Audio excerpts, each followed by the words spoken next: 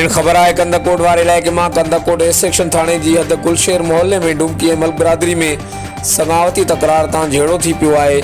झेड़े के नतीजे में ॿिन्ही धुरनि हिक ॿिए मथां लठियुनि ऐं कुहाड़ियुनि जो वसकारो लाहे ॾिनो। लठियूं ऐं कुहाड़ियूं लॻण सबबि ॿिनि औरतुनि समेत ॿिन्ही धुरनि जा 13 ॼणा ज़ख़्मी थी पिया। वाक़े जे ज़ख़्मियुनि खे अस्पताल मुंतक़िल कयो वियो। डुमकी बिरादरी जा हिक औरत समेत 8 ॼणा ज़ख़्मी। ॿिए तरफ़ मल्क बिरादरी जा हिक औरत समेत 3 ॼणा ज़ख़्मियुनि में शामिल आहिनि। झेड़े जे ज़ख़्मियुनि में नादिर अली, अबू बकर, मंजूर, सूमर, मंठार, एजाज़, कालू, नवाब ऐं ॿिया शामिल आहिनि। हर वक़्तु आगाहण लाइ ॾिसंदा रहो JTN वेब न्यूज़।